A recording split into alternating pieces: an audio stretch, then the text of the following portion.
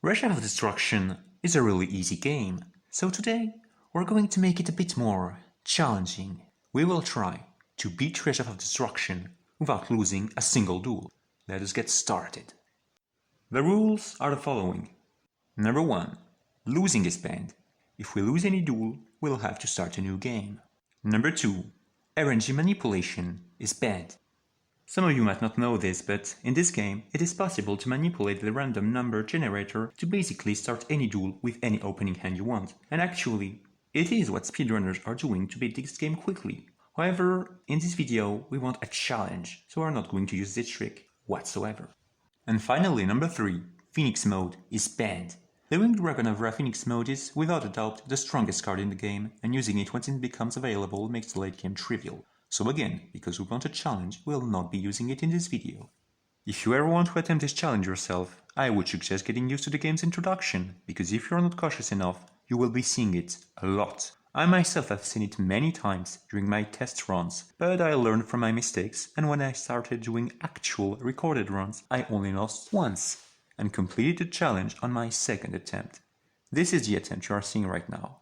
Once the introduction is out of the way, you can go to your very first opponent in this run, Stringer. Now since Stringer is such an early game opponent, you would not expect him to drop any good cards, but if you were to take a look at his drops, you would see that he actually has a 1 out of 14 chance to drop Yozan Ryu, a pretty decent card for this point of the game. Now obviously, 1 out of 14 is not a lot, but it is still worth trying to get it, because if you do, it can help make the early grind faster. Even if you don't, it is fine, you will just not have this little bonus, and in fact, I did not get it in my successful run you are seeing. One thing I must warn you about though, is to never leave 2 monsters on Stringer's side of the field, unless you have a way to deal with a Ryozan Ryu, because Stringer actually has 3 copies of it, and it would be, honestly, quite upsetting to lose the very first duel of a no losses run. The good news is that none of his low-level monsters have stats higher than 500, so making sure he never has 2 monsters to tribute should be really easy. After you defeat Stringer, you should challenge all the remaining duelists in the Domino Clock Tower Square. There should be exactly 10 of them left. But before you do, we must talk about the way drops work in this game. Every time you start a duel, you are taken to the NT selection screen, where you can choose a card to NT. If you NT a card, you will lose it if you lose the duel. But if you win, not only will you keep your card, you will also win a card from your opponent. If you choose not to NT a card, you will not lose nor win any card, regardless of the result of the duel. Now this is all very logical and sound, but there is actually another subtlety you need to know about. As I have shown you before with Stringer, every opponent has lists of cards they can drop when you win a duel against them after NTing a card. The card you choose to NT is not relevant here. You will get a card from this list regardless of the strength of your NT, except if you NT'd a really weak card, a low-level NT card as the game calls them. In this case, you will instead get a card from a separate list, the low-level anti-drop list. If you NT a low-level anti-card, you will always get a card from this list, regardless of who you are facing. It can be Tristan, or it can be Reshef. One thing you might have noticed is that, for the start of the game, these low-level drops are actually not that bad. You have cards with decent attack, diverse attributes, and even 2 battle traps. In fact, if you take a look at the drops of the Clock Tower Square duelists outside of Stringer, you will see that they are all worse than the low-level drops.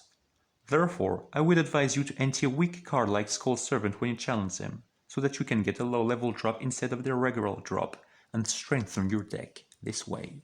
Once you are done with the Clock Tower Square duelists, you should have a deck capacity of 1633. If you don't, you probably missed some duelists, and I would advise you to find those duelists and defeat them. If you do have a deck capacity of 1633, you can move on to your next task, grinding against Tristan. Like the Clock Tower Square duelist, Tristan has really bad drops, but as you now know, you can just anti-Skull Servant to get better drops. We are going to be here for a while, so I think now would be a good time for me to explain which cards we want to get from the low-level anti-drops. The absolute top priority is getting 3 copies of Drollbird and Little Chimera, because we are going to grind against Joey next, and we will need many win monsters for this.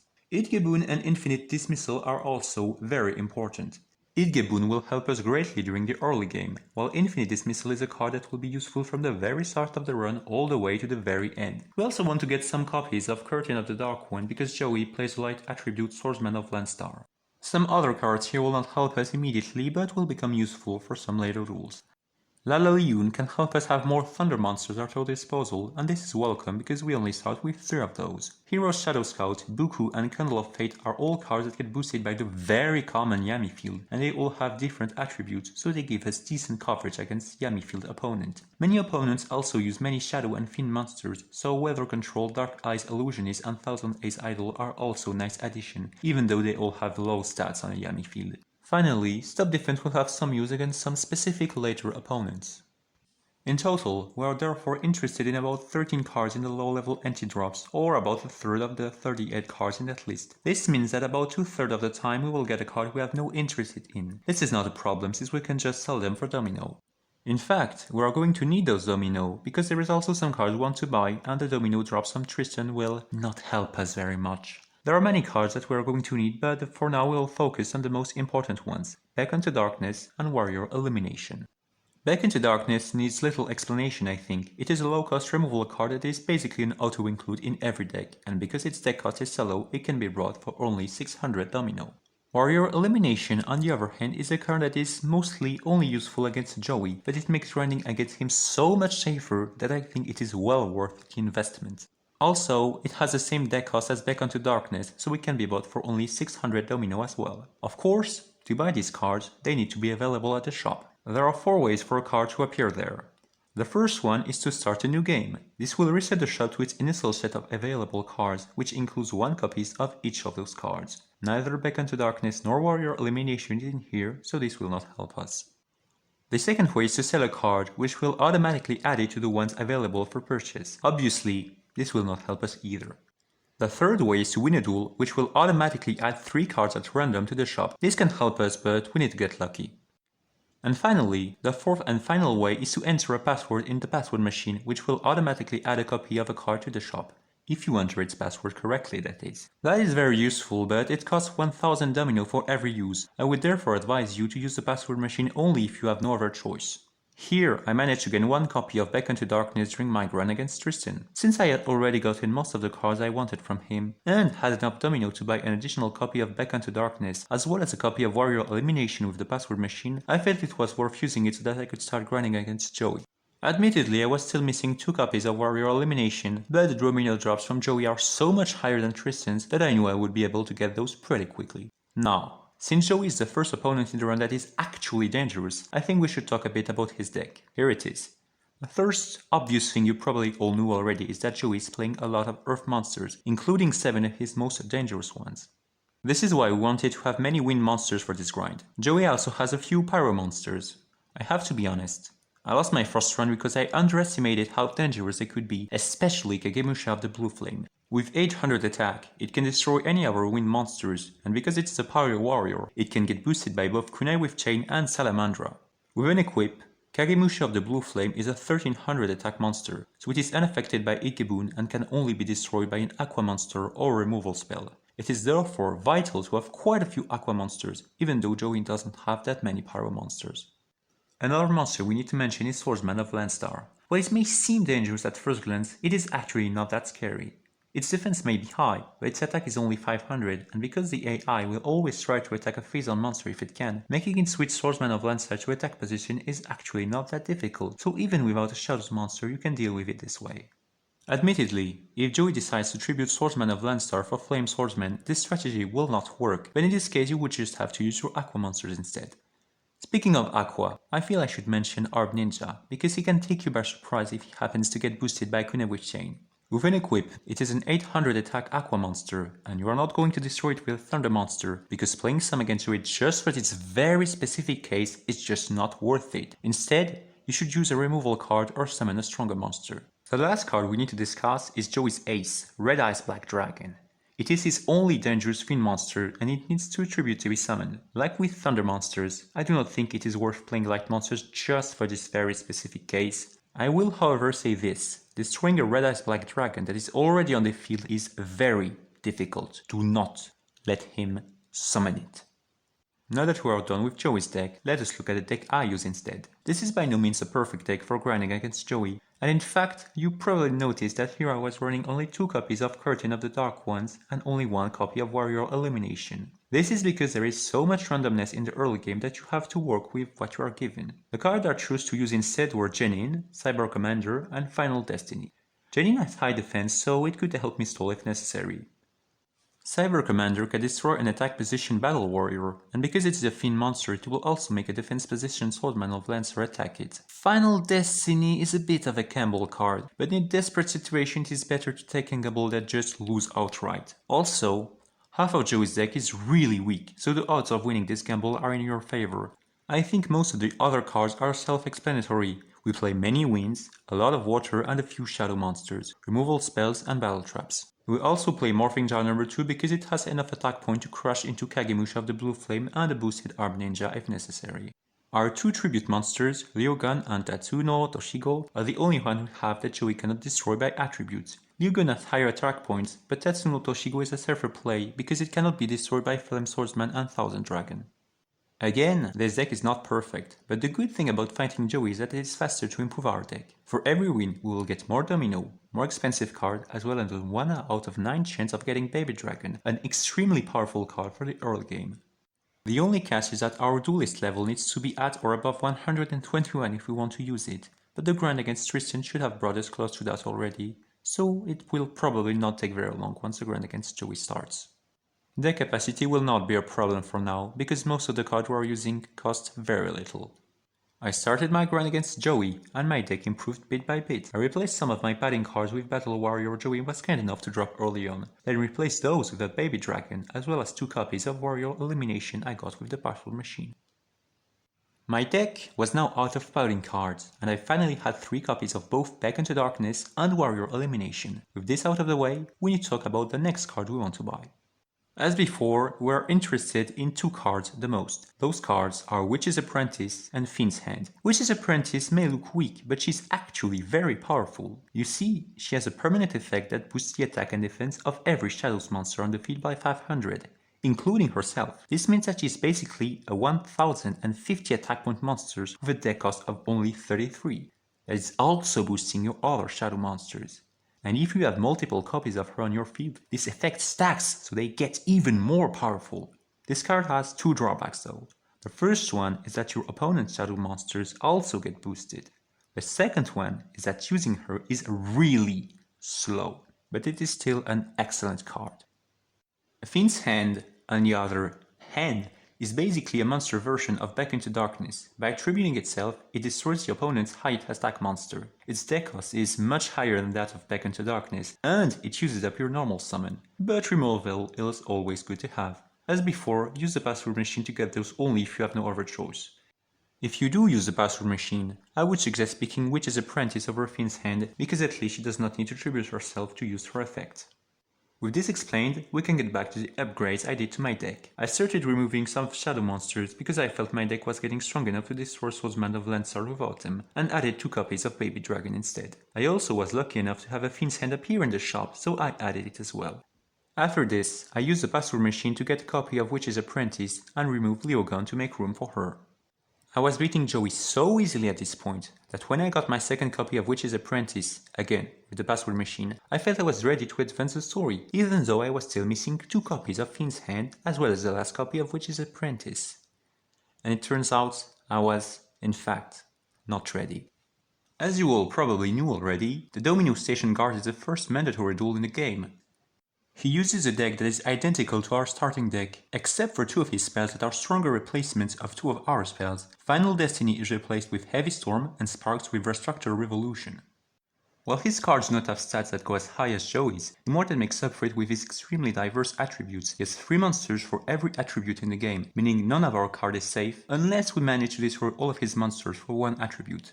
He also plays Heavy Storm, a very scary card that can punish us severely if we play too many of our cards on the field. His deck does, however, have a tiny weakness we can try to exploit. His most powerful cards have some attributes in common. The Furious Sea King shares an attribute with Tatsuno Toshigo, Morphing Jar number 2 with Leogun, Jenin with the Bewitching Phantom Thief and Wicked Mirror, Cyber Commander with Beast of Talwar and Wind Clever with Peacock. That is still 6 attributes, but it is still less than 10.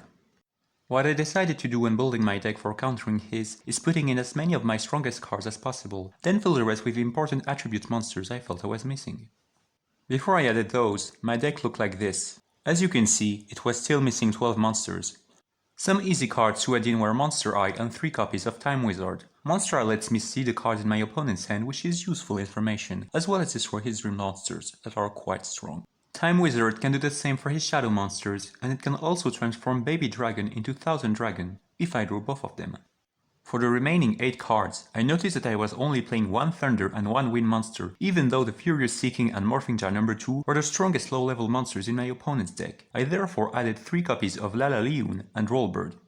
I also added 2 copies of Candle of Fate, because I had nothing for Peacock and because it had decent-ish stats.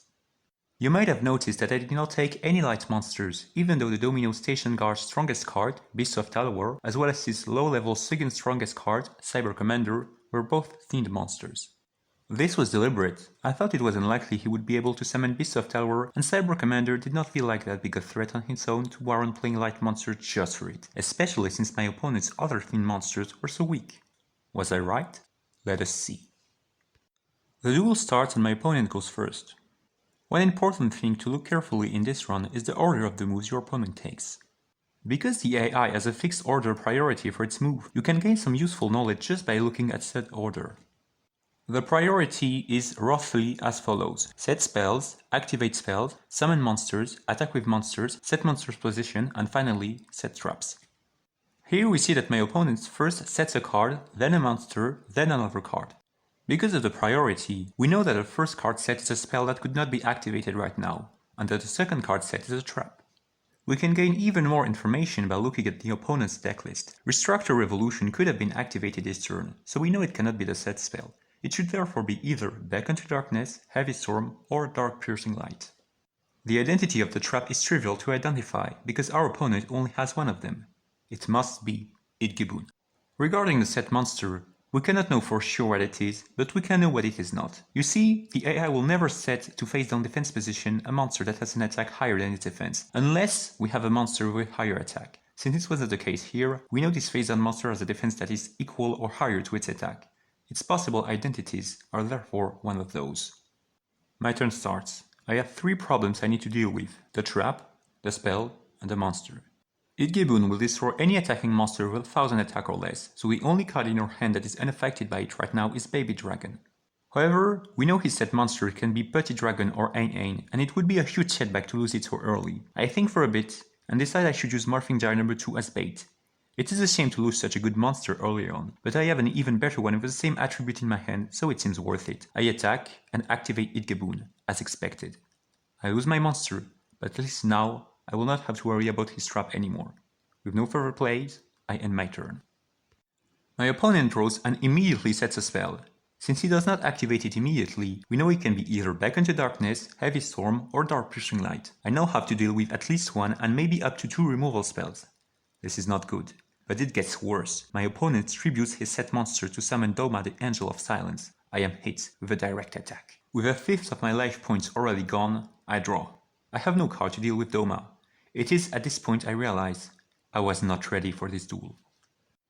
If I had grinded Joey for a bit longer, I would have had 2 additional copies of Hint's Hand, which would have been extremely useful for getting rid of Doma, or any of his tribute's monsters. Cursing myself for my overconfidence, I set Lalayu in the defense position. Its only use is against Tatsuno, Toshigo and the Furious Seeking, and I think I can deal with those without it. My opponent draws, and immediately set and activate Restructure Revolution, burning it for an additional 800 life points. He follows it up with Dark Piercing Light, turning my Lalalyun face up. He then summons Mystic Lamp, activated its effect to burn me for another 400 points. Doma subsequently attacks and destroys my Thunder monster. This turn cost me a lot of life points, but it did let me learn something: the identity of my opponent's remaining phase-on spell. If it was Beckon to Darkness, he would have activated to destroy my Lalalyun and attack me directly with Doma. Since he did not, his spell card can only be Heavy Storm. I draw and get Wicked Mirror. This is my opportunity to turn the tables around. I summon my Dreams monster and use it to attack and destroy Doma, the Angel of Silence.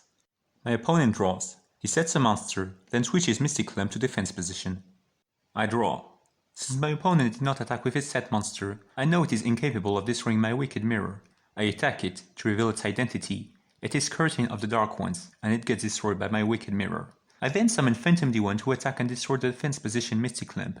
Since I know my opponent still has Heavy Storm face down, I do not want to summon any monster I might need later, and since the Domino Station Guard's light monsters are all weak, Phantom D1 is a perfect candidate. My opponent draws. Since I have more monsters than him, he activates Heavy Storm, destroying all the cards on the field. After this, he summons Wing Cleaver and attacks me directly, bringing my life points down to 4500. It was a good turn for him. Sadly, now that he has activated Heavy Storm, I have no reason to hold back anymore. I draw. I summon Baby Dragon, attack, and set Idgeboon. My opponent can only defend.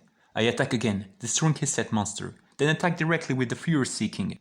My opponent can only defend. I do the same thing as before, then set Candle of Fate to bait my opponent into triggering Idgeboon. He falls for it, and is immediately hit with 4 direct attacks. My opponent draws. He summons the Bewitching Phantom Thief and manages to destroy my Candle of Fate. He fought well, but this duel is over. I draw. I summon Monster Eye and immediately destroy the Bewitching Phantom Thief with it. My 3 remaining monsters then attack directly, reducing my opponent's life points to 0.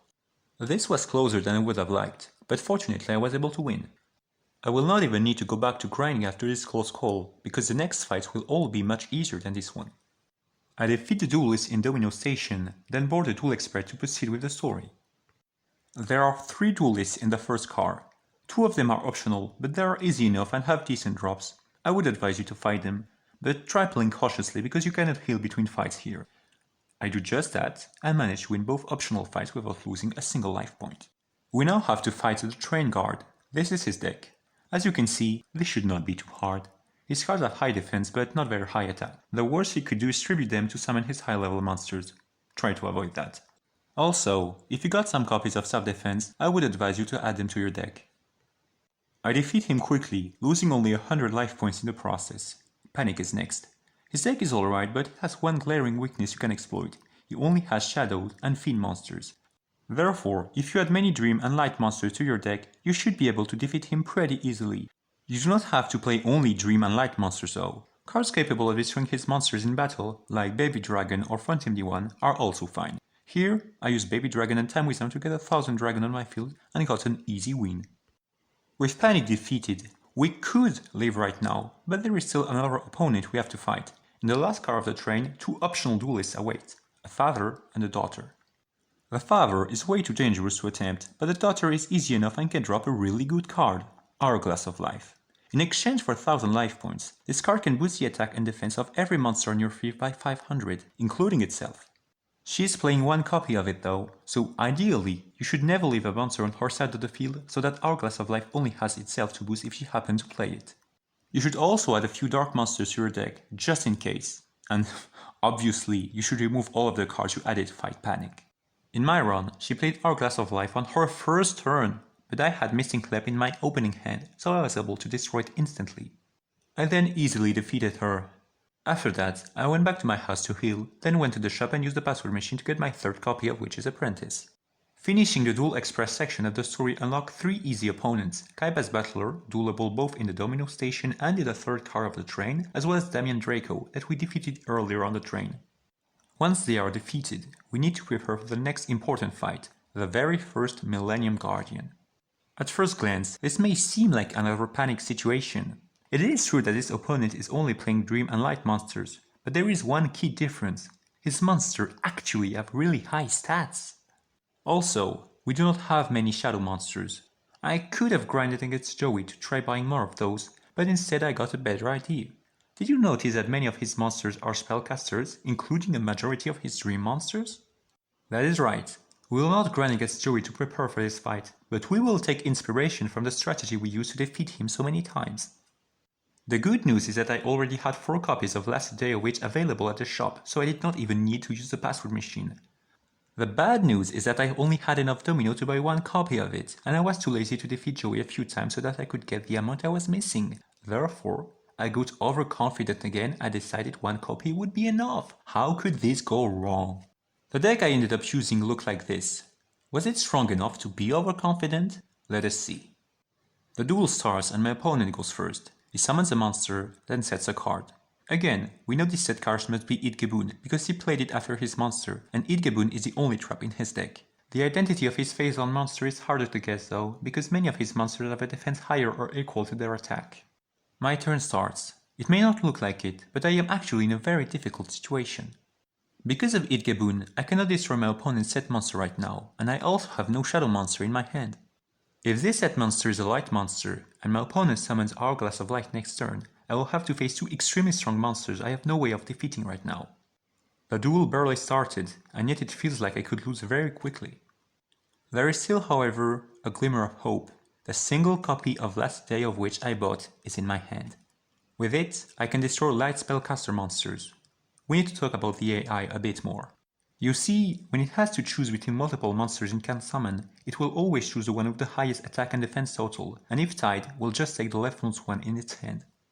You may not have noticed it, but all of the decklists I have shown you have the monsters ordered by descending attack and defense total. This means that monsters at the top of the image takes priority over those at the bottom. And as you can see, Hourglass of Life is at the bottom of the image, so the AI will not summon it if it has stronger monster than it. We already know that a set monster is one of those.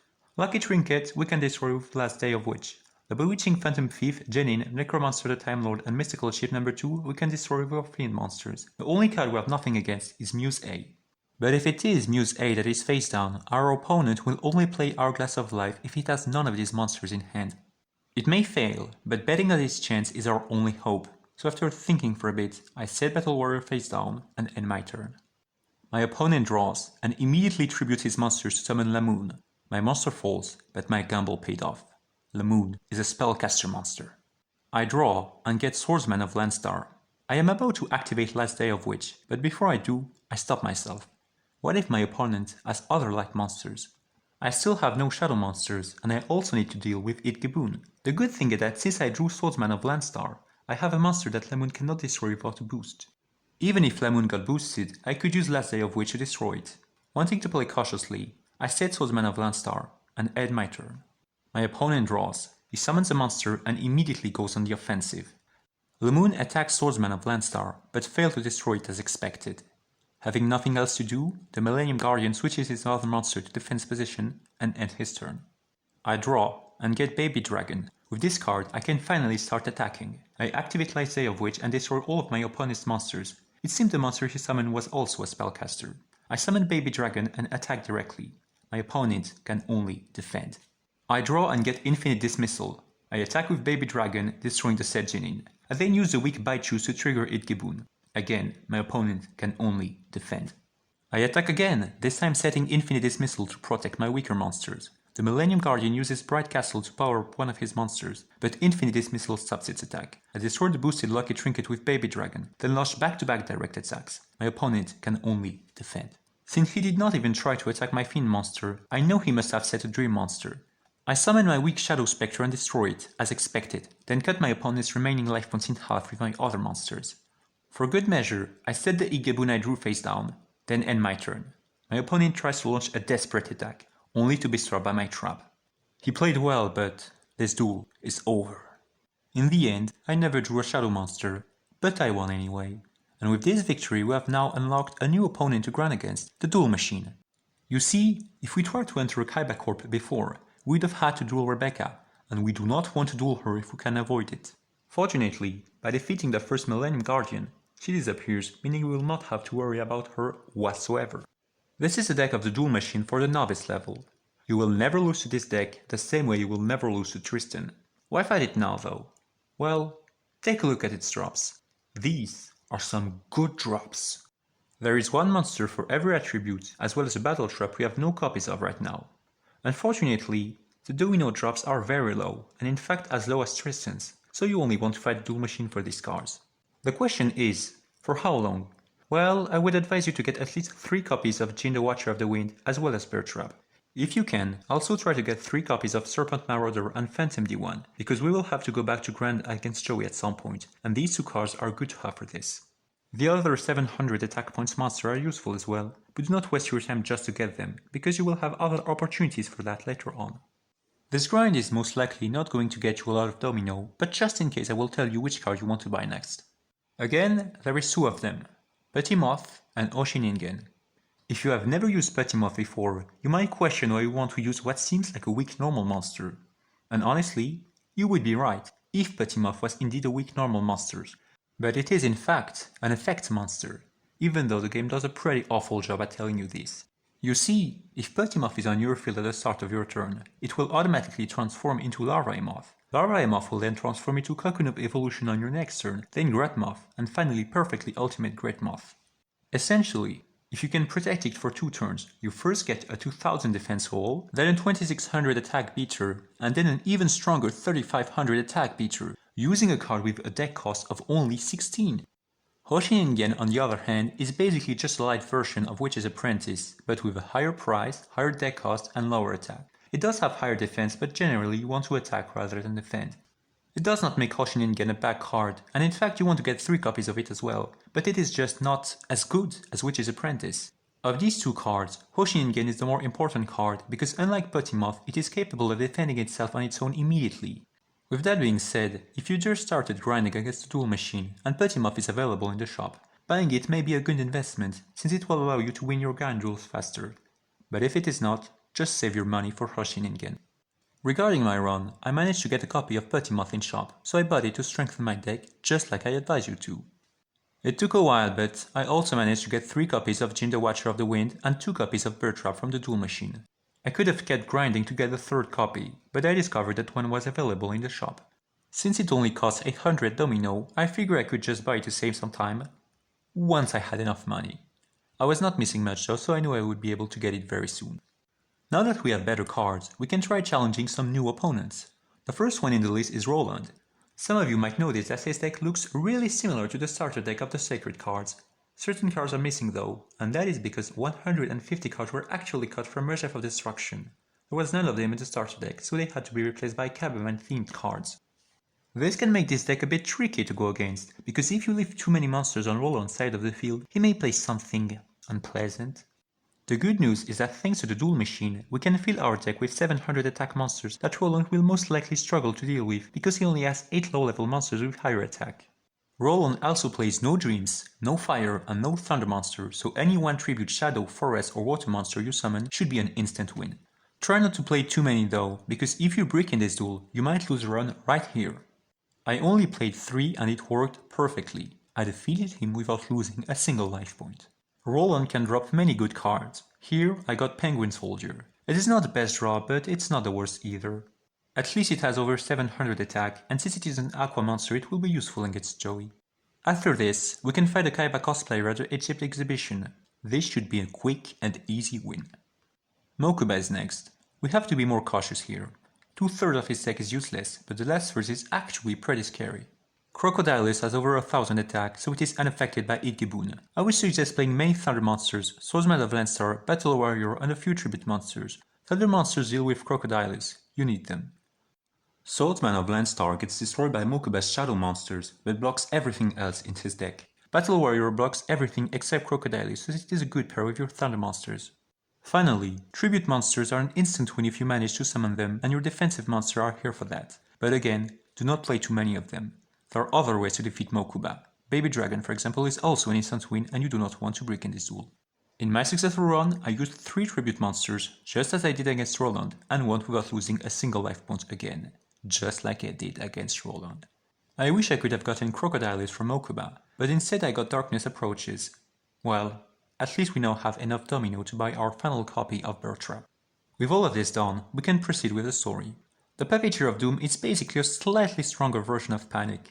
He's a monster of higher attack and he has all of them as a forest monster. Nothing too impressive though, especially since few of his cards actually get a boost from the Yami field. With all of the cards the duel machine gave us, this should be an easy win. And it was. I only lost 200 life points and I got 2 more Dark Ruler. A good drop. The Domino Pier is now unlocked. We can fight Takeshi there. The only scary cards are Hourglass of Life, Oshingen and Witch's Apprentice. Nothing we can't handle. The other optional duelist inside the ship is a bit trickier. The monster stats do not go very high, but attributes are decently diverse, and any of them could become dangerous if they got powered up by one of the 4 equipped cards. Most of the good cards are Fiend types though, so Exile of the Wicked is definitely an option here. But of course, again, I thought I did not need it and I did not. The fact that I keep winning these duels without trying too hard is telling, I think, of how good our deck has become. Sadly, it will not be enough for the upcoming fights. We have reached a point in the game where we cannot afford to be overconfident anymore. We have to be extremely cautious and carefully prepare for every duel. And this means we have to go back to the shop and grind against Joey again. The last time we dueled Joey, our deck looked like this. It was the best we could do at the time, but now we have better cards to replace some of those. I wish I could have gotten 3 copies of Serpent Marauder against the duel machine, but we got a Penguin Soldier against Roland, so we can use it instead. The goal of this grind is to get enough domino to buy 3 copies of Hoshinin. Now the good thing about this challenge is that since you are having so many duels, more and more cards are available at the shop and you have to use the password machine less and less. Here, for example, I started the grind with 2 copies of Hoshinin already in the shop, and the third one appeared by the end of it, so I did not even need to use any password. Regarding the duel against Joey, I do not really have anything to say. We were already capable of defeating him before with a weaker deck, so we had nothing to fear. It was just a bit tedious. Now that we have 3 copies of Hoshinin, we can start the most dangerous grind of the whole run, the grind against Duke. His deck is mostly simple but effective. He has 700 attack monsters for every attribute in the game except Wind. He also runs 3 copies of Hourglass of Life, as well as 1 Heavy Storm. These are the cards we need to watch out for the most. Like before, Hourglass of Life, you can play around by making sure he never has other monsters on his field to power up. This is very important, because while a single Hourglass of Life is manageable, multiple power-up monsters, not so much. You also have to play around Heavy Storm by not committing too much to the field, unless you really have to or if Duke already played it. Ideally, you want to keep a strong monster in hand to have a backup if your field gets blown, but you also need to make sure Duke has no monster on his field at the end of your turn to make Hourglass of Life less dangerous. So, if possible, try having 1 meter on your field that can destroy Duke's monsters and another one in your hand for backup. If you can even keep a shadow monster in hand, that is even better. The deck I used to grind against Duke was the following. Thankfully, since we got some decent drops from story duelists, we have quite a few cards that have higher attack than Duke's monsters. The rest I fill with cards I got from the duel machine. Phantom D1 is a must-have because with its attribute it can destroy Hourglass of Life. Miltoko is also really good. Not only does it destroy the 700 defense the Bewitching Phantom Thief, as well as Wicked Mirror, it also has nothing to fear from Hourglass of Life, since it will always use its effect when summoned instead of attacking. It can get destroyed by Buku, but Buku itself can easily get destroyed by any of your other monsters, so it should not be a problem. Wings of Wicked Flame and Firegrass can destroy the 700 defense Wing Cleaver, which is useful when you don't want to leave any monster on Duke's field. If you need to stall, you can also use Wing Cleaver and the Bewitching Phantom Thief yourself, but the Bewitching Phantom Thief is better since Duke has fewer Fiend than Fire monsters. Serpent Marauder can destroy said Fire monsters, which is also useful. Finally, Morphing Jar is a monster Duke cannot destroy by attribute, since Duke plays no Wind monsters. As for Wicked Mirror and Kaminari Kozu, I do not think they are worth putting in your deck. In fact, you will probably not even have enough room to play 3 copies of all the useful cards I mentioned. In this deck, you can see I also played Battle Warrior. I had enough deck capacity to put 1 copy, so I think it was worth it because the only way you can get over it is with Hourglass of Life or Heavy Storm, making it a good stall card if necessary. Obviously, you want to avoid stalling as much as possible, because it will backfire horribly if Duke draws Hourglass of Life, but it is still nice to have as an option. Also, when you manage to get good cards during your grind, update your deck. This is how I upgraded mine. I think now you understand why Duke is so dangerous, but also how you can play to avoid losing during your grind. Some of you might question why even choose to fight him, and as always, this can be understood by looking at his drops. They look really similar to those of the dual computer, except that Hourglass of Life is here.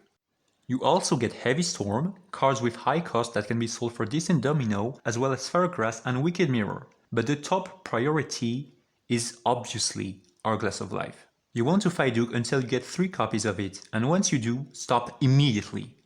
The other cards are nice bonuses, but not worth putting the run in danger just to get them. Sadly, you only have a 1 in 16 chance to get Hourglass of Life, so getting the 3 copies might take a while. It certainly did for me. I was able to buy some cards with the domino I got during the grind though. I started with the 2 copies of Last Day of which I was missing. These will be useful very soon. I also bought 3 copies of Eternal Rest to have them ready for the upcoming fight against Bones. Exile of the Wicked I also needed 3 copies of, but the shop only had 1. Same thing for Invisible Wire, except that the shop ended up having 2 copies instead of 1. And finally, I bought at last a 2nd copy of Hint's Hand. I did not use the password machine here because I thought the shop already had enough cards I wanted available, so after I got my 3rd copy of Hourglass of Life, I started building my deck for the next story fight. Jean-Claude Magnum has pretty diverse attributes, as well as a few equips and a few traps. However, his monsters are mostly spellcasters, and we can destroy those with Last Day of Witch. The rest are warriors, but only Monster Egg is slightly scary, and we can just destroy it with wind monsters, so warrior elimination does not really seem necessary here. I dueled him without it and won easily. The second Millennium Guardian will be a bit harder. Like Jean-Claude Magnum, he only plays 2 monster types, Fiend and Spellcaster. We do have 3 copies of Last Day of Witch, but we only have 1 copy of Exile of the Wicked. Also, both types are actually dangerous here, and his monsters also have higher stats. Fortunately, I had enough domino to use the password machine and get the 2 copies of Exile of the Wicked I was missing. I then built the following deck. I think the only cards that need explanation here are Battle Warrior and Mountain Warrior. Simply put, they block all low-level monsters of the Millennium Guardian, except for the Jin, the Watcher of the Wind. In hindsight, I may have played too many Earth monsters. It was not a problem though, because you might have heard this before, I won easily. And now, I'm sorry I'm not giving you more details about how those last duels played out, but I think the video is going to be long enough already, and I do not really see a point in spending time over a duel I was never in danger of losing. Moving ahead, we have to fight Bones. As you would expect, most of his monsters are zombies. There is also some fiends, as well as a warrior and a dragon, but none of those get boosted by the Wasteland field. They are not very worrisome. Our anti-Bones deck is going to look like this. We can take advantage of the Wasteland field to boost our 2-mouth Dark Ruler and Morphing Jar number 2. We also play many light monsters to destroy Bones' fiends. Finally, because we have the deck capacity for it, Heavy Storm is good to have, just in case. And again, easy win! Not only that, we also get Crash Clown from Bones. We are certainly going to be using this. In fact, we are going to start using it immediately, because we must go back to the shop to grind against Joey once more. I know you are probably tired of us grinding against Joey, but fear not, this is the last time we do. And also, our second to last grinding session. We just need a few more cards and we will be ready to significantly advance the story. The deck we used against Joey last time was already very strong, but we can make it even stronger. I made a tiny mistake here though. I played Little Chimera instead of Petit Dragon, even though the latter has higher defense and I had more than enough deck capacity to use it. Fortunately, it did not end up mattering. The card we want to buy the most right now is Dark Flare Knight. It has a high price, 6000 domino, and high deck cost, 150, but it is extremely powerful. If you do not know, whenever it is sent to our graveyard, it special summons a Mirage Knight on our field. Mirage Knight will then split into Dark Magician and Flame Swordsman on the start of the opponent's turn.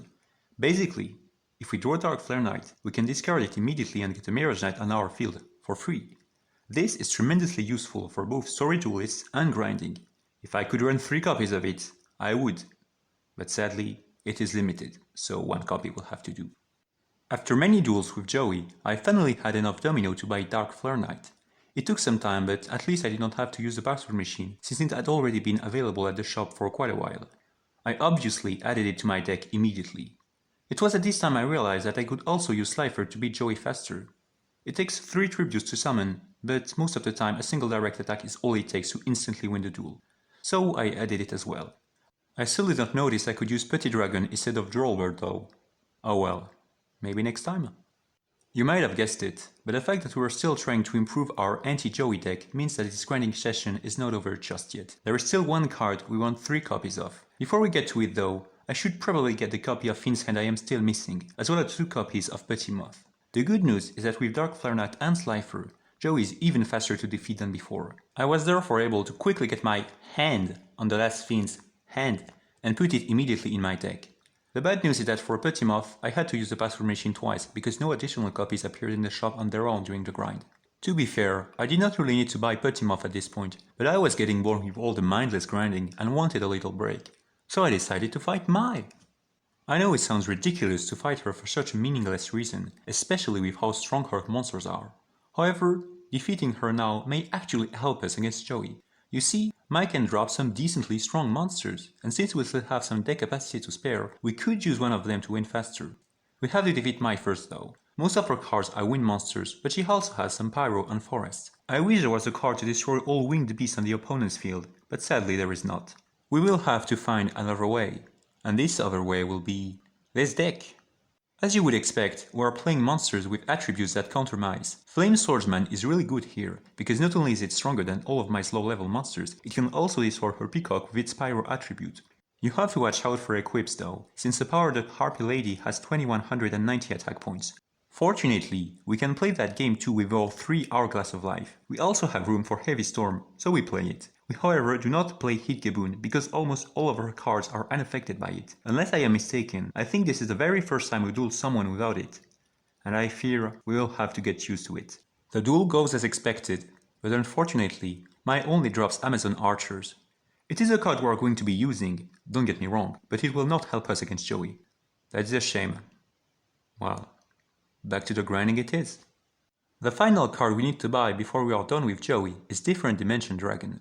Like Dark Flare Knight, it has a graveyard effect. If it is in your graveyard at the start of your turn, it automatically revives itself. That is a very powerful effect, but there is a catch. Unlike the real game, where you can have as many cards as you want in your graveyard, in Reshef of Destruction you can only have one monster in there. In other words, if Different Dimension Dragon is in your graveyard, but your opponent manages to destroy one of your monsters during his turn, that monster will replace Different Dimension Dragon in your graveyard, and you will not get it back. So you have to be careful when using it. A good strategy is not leaving any monster on your field for your opponent to destroy. That way, you can be sure nothing will take Different Dimension Dragon's place. You can also have monsters, but protect them with traps. That is very effective as well. Getting 3 copies of Different Dimension Dragon was long, especially since I had to use the password machine every time. The good thing is that since I had to rebuild my deck after the duel with Mai, I finally replaced the Drollbirds with Putty Dragons. I also added the first, then a second copy of Different Dimension Dragon, once I got them. They are no Dark Flare Knight, but they certainly helped me winning faster nonetheless. With 3 Different Dimension Dragon, we can finally advance the story. Our next opponent is the 3rd Millennium Guardian. You might realize by looking at this deck why we had to grind for so long before fighting him.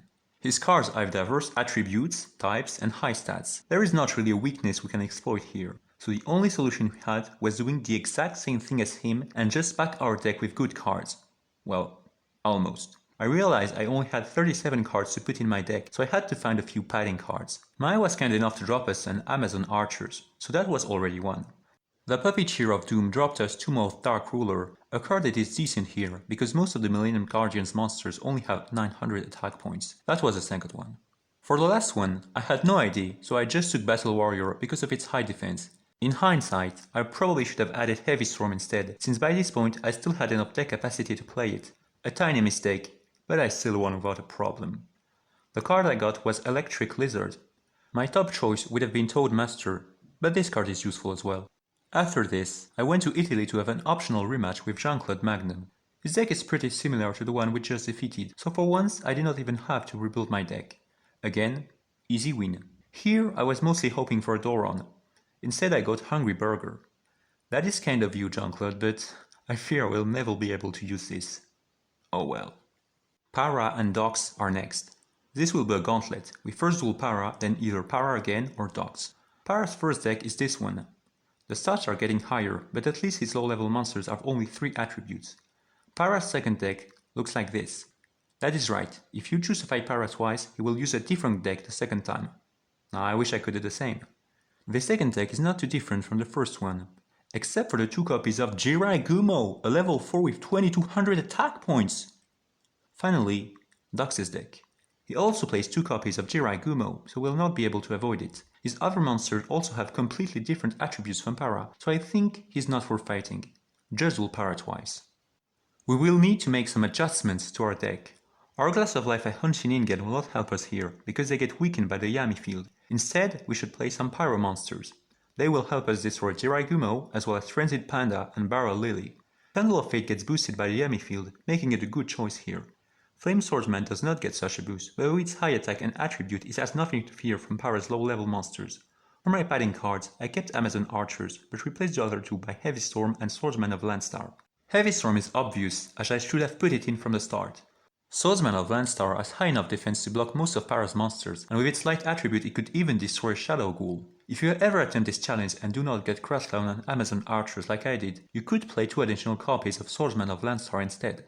The first duel against Para, I won without losing a single life point. The second one, the duel starts and Para goes first.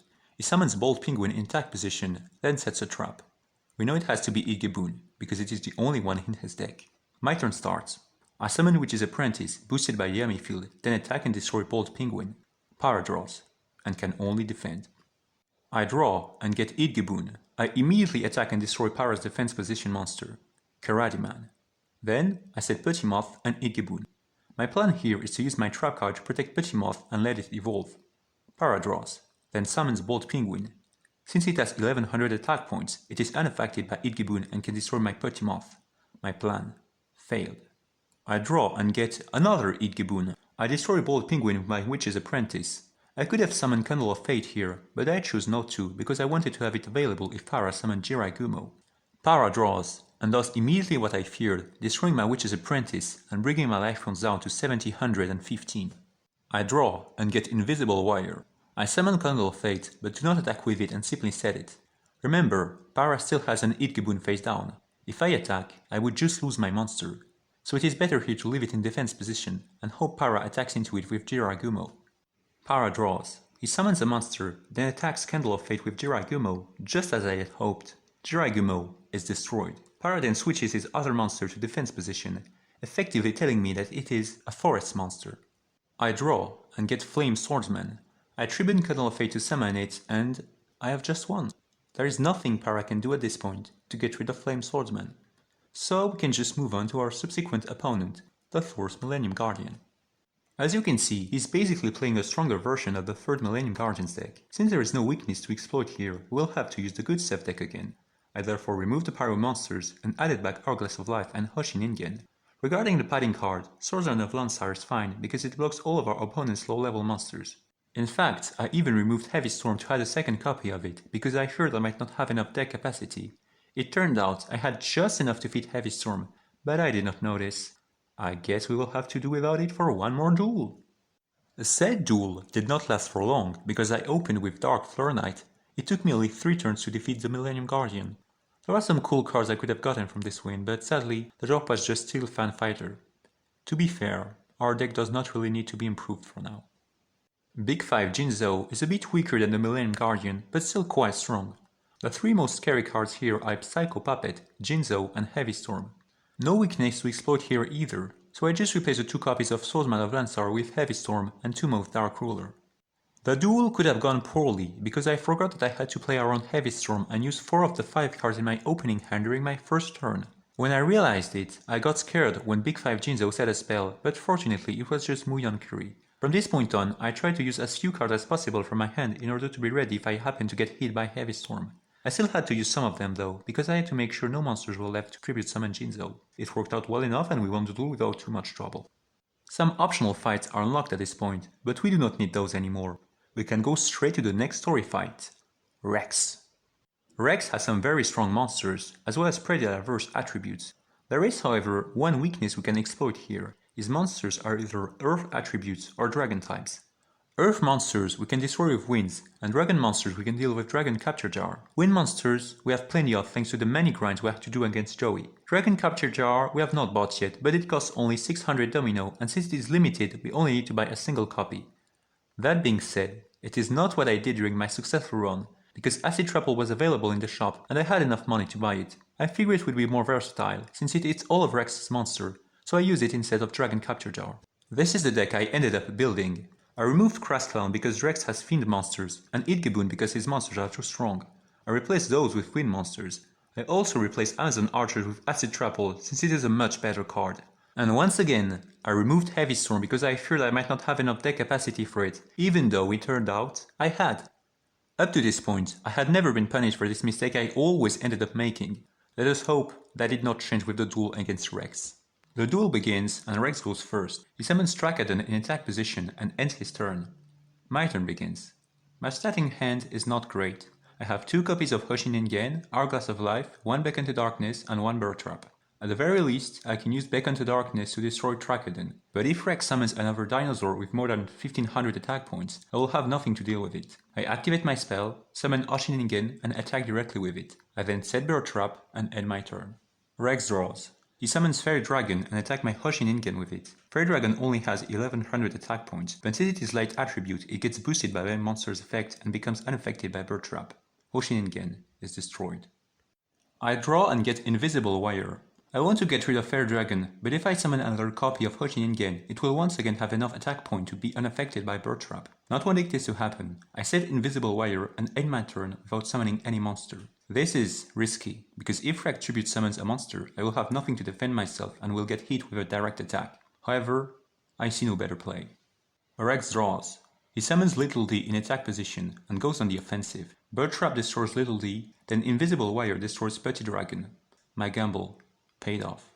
I draw and get Jean, the Watcher of the Wind. Since it is the only wind monster I have at the moment, I decide to keep it in my hand for now. I summon Hoshin Ingen and attack directly with it.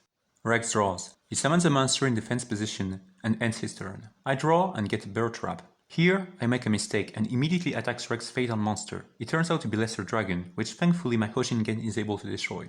However, if it was One-Eyed Shield Dragon, it would have survived. What I should have done here instead is summon Hourglass of Life, activate its effect, then attack with Hoshin Ingen. I do that the other way around, then set Bird Trap and end my turn. Rex draws and summons another monster in defense position. I draw and get Baby Dragon. I destroy Rex's set monster with Hoshin Ingen, then attack him directly with both Hourglass of Life and Baby Dragon. Rex can only defend. I draw, and the card I get does not matter, because this duel is already over. I do the exact same thing as last turn, then summon Jean the Watcher of the Wind to deal Rex the finishing blow. That was the closest duel we have had in a while, and even then it was not that close. We are rewarded with Yamatano Dragon Scroll. Again, not the best drop, but we can work without it. As we have come to expect, the 5th Millennium Guardian uses a stronger version of the 4th One's deck. This time, I removed Crass Clown because it can easily be destroyed by Zombie Warrior and added the 3rd copy of Swordman of Landstar instead.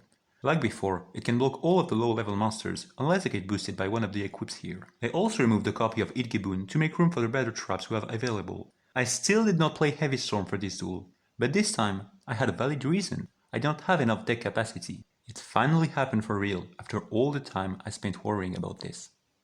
I open with Dark Flurnat again in this duel. You know what this means? Quick and easy win. Like before, I only needed 3 turns to win. The card I get is Petty Dragon. Not helpful. We now have to fight Mimic of Doom. Like any other opponent from this point of the game, he has monsters with high stats and diverse attributes. He also runs Final Destiny, a card that turns the duel into a top deck war. It is hard to play around it, and if you are unlucky, you could easily lose because of it. Luckily, he only has 1 copy of it. As for his other cards, there is a few weaknesses we can exploit. His strongest cards are Fiend types, and he plays many Dreams monster. To counter his deck, we are going to play something like this. Slifer is one of the few cards unaffected by Final Destiny, so playing it here makes sense. Lyogan and Peacock can destroy all of his low-level monsters. Finally, Swordsman of Landstar blocks all of his non-Fiend monsters. I think the other cards need no explanation. The duel goes without a problem. The Mimic of Doom never used Final Destiny, but funnily enough he dropped it instead. Still, there were some better cards we could have gotten here. Seeker is next. His deck is ridiculously weak when compared to the opponents we just defeated. If you get really unlucky, he might defeat you with Exodia. If anything, I would advise you to win fast, just in case. This is the deck I used. The fact that I added back Idgibun tells you how low of an opinion I have of Seeker. If you have 3 copies of it, Stop Defense could help you here. Jin, the Watcher of the Wind, is good for destroying his Earth monsters. You could also play Time Wizard if you wanted to, though I choose not to here. I defeated Seeker so thoroughly the duel is not even worth discussing. What we should be talking instead is the last grinding session we'll do in this run. It will be, by far, the longest, since we will need to grind until we have 2989 deck capacity. Just so you know, after defeating Seeker, we reach 2129 deck capacity, so that means this very last grinding session will last for exactly 860 duels. I know it sounds like a lot, and it is, but you have to realize that at some point we will have to build a deck that is capable of defeating Reshef consistently. Again, not just once, consistently. This is the hardest part of a no losses run, and honestly around 3000 deck capacity is not that much for a deck capable of, again, consistently defeating Reshef without Phoenix mode. If we allowed Phoenix mode, it would probably be much lower than that. However, it is not what we are attempting here. We will have 2 opponents during this grinding session. The first one will be this guy, the Ghoul dueling the Kaibefan. He only uses Fiends, meaning all of his monsters get boosted by the Yami field. It also means we can play 3 copies of Exile of the Wicked as a low-cost Regeki. Regarding his attributes, he plays Dreams, Shadows, Winds, Fiends and Pyros. That may seem like a lot, but it's actually not that bad when you realize that all of his Fiend and Pyro have low stats, so really the only attributes we need to worry about are Dreams, Shadows and Winds. The deck I built to counter his look like this. Since we are playing on a Yami field, I tried to take Fiends and Spellcasters to get a boost for free. I may have ended up with too many Dreams because of it, but it was not a problem with all of the removal spells and battle traps we have at our disposal in this deck. As you would expect, this ghoul drops Fiend-type monsters. The card we are most interested in here is Darking of the Abyss. If possible, we also want to get some copies of Big Eye and Versago the Destroyer. Ryukishin, Megurus Light and the Shadow who controls the dark are fine, but do not go out of your way to get additional copies of them. The other cards should not really be useful at this point. Just sell them. If you get copies of Big Eye during your run, you can add those to your deck. During my run, I got 3, but only had enough deck capacity for 2. With the domino I got, I was also able to replace Amazon Archer with a third copy of Invincible Wire, thanks to the password machine. Getting all the cards you need from the ghoul should be relatively fast, it only took me 42 duels. Once you do, you can move on to the final grinding opponent in this run, the Domino Station Ghoul. His deck is incredibly weak, arguably even worse than Seekers. None of his low-level monsters get boosted by the Yami field, and apart from Darkfire Dragon and Giant Rat, all of them have less than 1000 attack points.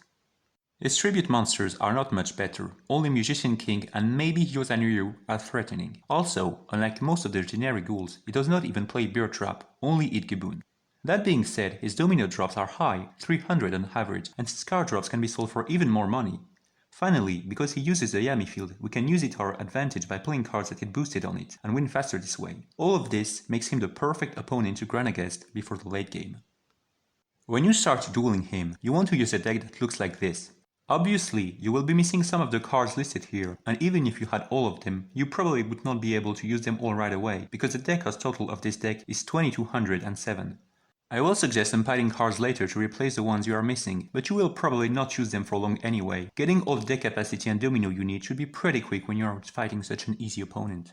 As you can see, this deck runs a lot of shadow monsters. They are very good here, because they can destroy Magician King while not needing to fear Dream monsters, since the ghoul does not play any. Also, all of them are either Spellcaster or Fiend types, giving them a boost from the Yami field. Darking of the Abyss and Lord of the are especially good here, reaching 1560 attack thanks to the field, enough to destroy every single one of the opponent's low-level monsters. Versago the Destroyer is slightly weaker, but still capable of destroying most monsters. Witch's Apprentice can boost our other shadows to help them destroy some of the tougher monsters. Nemerico allows you to stall if you open with a very bad hand. The only other cards worth mentioning here is Dragon Capture Jar. The ghoul does not play many dragons, but the few that he has are some of his bigger threats, Darkfire Dragon and Hyozan Ryu. I think that is enough to justify using it here. Once you are done building this deck, you should try to improve it bit by bit. I will not give you a list of every change you need to make because the grind is too long for that. Instead, I will show you how your deck should look like at the end of the grind. This deck has a deck cost total of 2968, and remember, you are supposed to stop grinding at 2989, so you will not use this for long. However, I find it useful to know where you are going. As you can see, we only removed 9 cards, all of the 3 copies of Amazon Archers, Nemerico and Witch's Apprentice. The cards we replace him with are Different Dimension Dragon, Ancient Lamp, Witty Phantom and Eudoria. Different Dimension Dragon needs no explanation, I think. Ancient Lamp allows you to summon Lajin, the mystical genie of the lamp, a card with 2340 attack points on the Yami field. The ghoul can do nothing against it, so you are basically guaranteed to win if you draw it. Witty Phantom is just a strong shadow fiend. Eudoria is not a shadow, but its effect allows it to destroy the opponent's strongest monster if it is on the top of your graveyard at the start of your turn.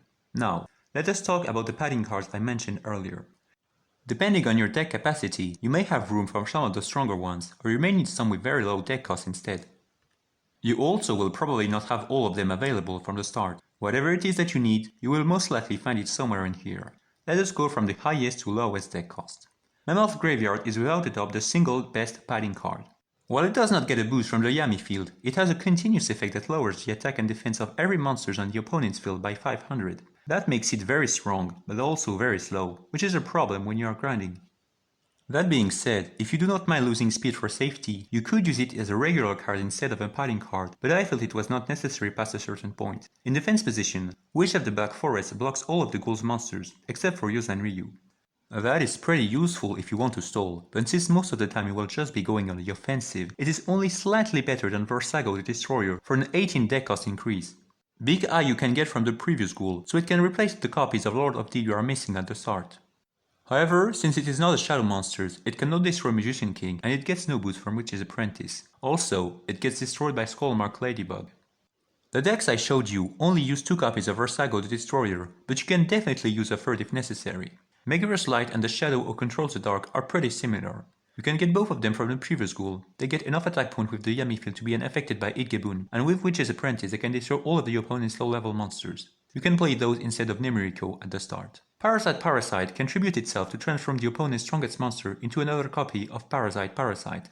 It is no Fiend's Hand, but in some situations it could help you get rid of a troublesome monster. If you desperately need to stall, you could also just summon it in defense position. Sub-defense can help you deal more damage, as well as destroy monsters with high defense. It is a bit of a win more card though, since it will not help you in any way if you need to stall. Still, using it here and there is probably fine, because you will have the upper hand in most duels anyway. Idgebun hits most of the ghoul's low level monsters. Sadly, it is not as useful as you would think, because most of your monsters already have more than 1000 attack point. If you have to play it, I would suggest replacing it as soon as possible. I know I said that the Domino Station Ghoul is unbelievably weak, but you have to realize that when you have hundreds of duels, you will get unlucky at some point, and in this run, a single loss is all it takes to have to start all over again, so you have to make extra sure you can win even in some of the worst possible situations you could think of. Honestly, it took me a while to figure out which card I should be using in order to be able to stall if I need to, but thankfully it did not end up mattering. The few times I had an atrocious starting hand with a sub-optimal deck, I managed to get some good draws on my next turns and won in the end. After 818 duels without losing a single time, I finally reached 2989 deck capacity. It was long, tedious, but necessary. At last, I had completed the very last grinding session of the run and was ready to take on the rest of the game. I knew exactly which card I was going to need for our remaining opponents, and I had gotten so many domino at this point that I was able to buy all of them and still have money to spare. Since the list of cards I bought is very long, I will not tell you what they all are right now. We will discuss them one at a time, once they become relevant. Our first opponent after this grind will be the ghoul that is trying to recruit bombs in Italy. At this point, his deck is nothing special. Let us talk about some of our new cards instead. Trapmaster can create an acid trap on our field. Skylangle allows us to draw a card. Vampire Lord has the exact same effect as Different Dimension Dragon, with better stats. The other cards you should already know about. As you can see, this deck is basically an even stronger version of our former Good Stuff deck. It worked wonder on the ghoul because we defeated him without losing a single life point. Strings is next. Only 2 cards are worth mentioning here. Revival Jam, because it can create another copy of itself, and Humanoid Slime, because it has 2000 defense. Since both of them are Aqua, we are going to play a few Thunders. We will also add some board wiping cards to deal with Revival Jam if necessary. Beast King God of Swim can tribute itself to destroy all monsters on the field. Effectively, it is a monster version of Dark Hole. The duel goes without a problem, and we win once again without taking any damage. We are now going to Canada. We can either duel the ghoul on the right, who is playing Light and Dreams, or the ghoul on the left, who is playing Dark and Fiends. In my opinion, the correct choice is this one, because this decklist is begging for us to use Exile of the Wicked. So we are going to do just that, and take another easy win without any life point loss. Likewise, we have to make a choice between Loomis or Umbra. Since Umbra is playing so many Fiends as well, this will be an easy decision to make. We do not even have to change our deck from the last duel. And just like the last duel, we win with 8000 life points left. We saved Arcana for last because he is arguably the hardest Neo-Ghoul in the entire game. His monsters have high stats and he can boost them even further with his equips. He also runs Back into Darkness, a very powerful removal spell, as you all know. But the scariest card here is Monster Reborn. If he uses it on Different Dimension Dragon or Vampire Lord, he will benefit from the revival effect, not us. We cannot afford to let this happen, so we will have to duel without either of those. Luckily, we have many good cards to replace them. In this duel, we start with not that great a hand, all things considered. I did not want to use my trap cards right away, so I let Arcana hit me with a direct attack, ending our damageless win streak. That ended up being the only thing he managed to accomplish though, since after that I kept everything under control and swiftly defeated him. The deck Seeker uses for the rematch is better than his first one, but not by much. Still, not wanting to lose to Exodia this late into the run, I was extra careful and added 3 copies of Final Destiny in my deck. This card can destroy his entire hand and works really well with either Different Dimension Dragon or Vampire Lord. But in the end, I did not even use it, because I drew Dark Flare Knight I was able to win in only 2 turns. The Ghoul Gauntlet is next. We first have to duel this guy. Nothing special. A good set deck like this is enough to easily defeat him. The second one uses this, Shadows and Fiends, as you can see. It was probably not necessary, but I added Skelengel and Different Dimension Dragon to have some light and dreams. For the final 3 goals, I went back to the deck I used against the first. I am not sure their decks are worth showing, but here they are anyway.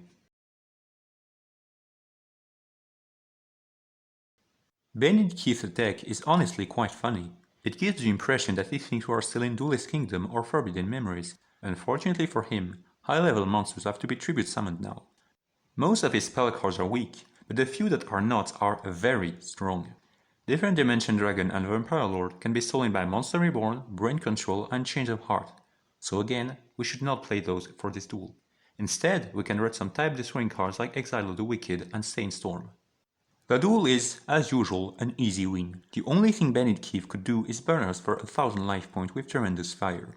Better than most of his subordinates, but still less than what Arcana was able to accomplish. Maybe he should have been the leader of the Neo-Ghouls instead? Anyway, now we need to talk about Marek. He is without a doubt one of the most difficult opponents in the entire game. In fact, his deck is so dangerous that there is no point in telling what his biggest threats are. Almost everything is a threat here. We'll have to play extremely cautiously if we want to win against him. Thankfully, we can now use Slifer again because we defeated Bandit Keith. Marek can do nothing against it, so if we manage to summon it, we will win. But we cannot just rely on it, we have to be able to win in other ways. Vampire Lord can help with that. Thanks to its effect, stats and attributes, it can counter almost all of Marek's deck.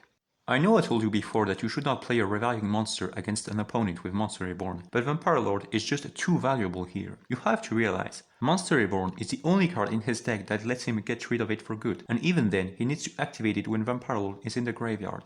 That is no easy task, both because whenever you have a monster in your graveyard, you will activate Monster Reborn immediately, regardless of the monster it is, and because sending a Vampire Lord on the field to the graveyard is far from trivial.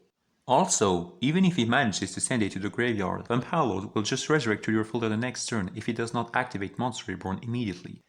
If Marek was playing Change of Heart, things would have been very different, but thankfully it is one of the few powerful spells he is not playing any copy of.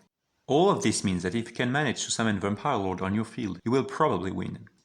If possible, I would advise you to try tribute summoning it, because if you just discard it, you would be severely punished if Marek draws Monster Reborn.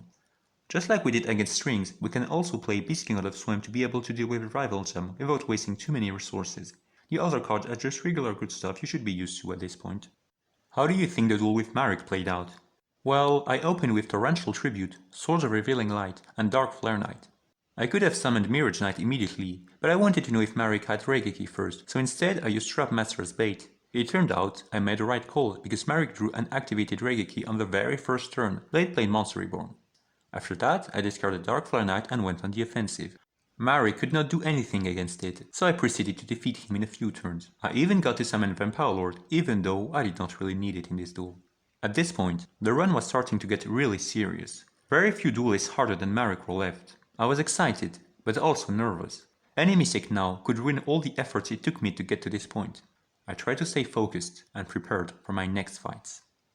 The Millennium Guardians of the Paradox Gauntlet all play similar decks, but with a twist based on the card they give you when you defeat them. A good self deck like this one should be enough to win pretty quickly.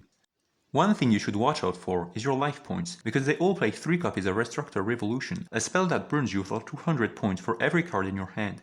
And, believe me, you want to have 8000 life points for Paradox. So what you should do is change your deck for the last Millennium Guardian. Since he played many dragons, you can add Dragon Capture Jar. But the most important change here is Dian Keto, the Cure Master. Unlike the real game, it heals you for a whopping 5000 life points. That should be enough to heal all the burn damage, unless you got really unlucky, but in that case you should probably just go back to your home to heal, and restart the gauntlet. The plan for the duel against the last Millennium Guardian is simple. Take control of the duel, then keep your opponent alive until you draw Dian Keto. In my successful run, I did not even have to do this though, because I got lucky and never lost any life points against the Millennium Guardians.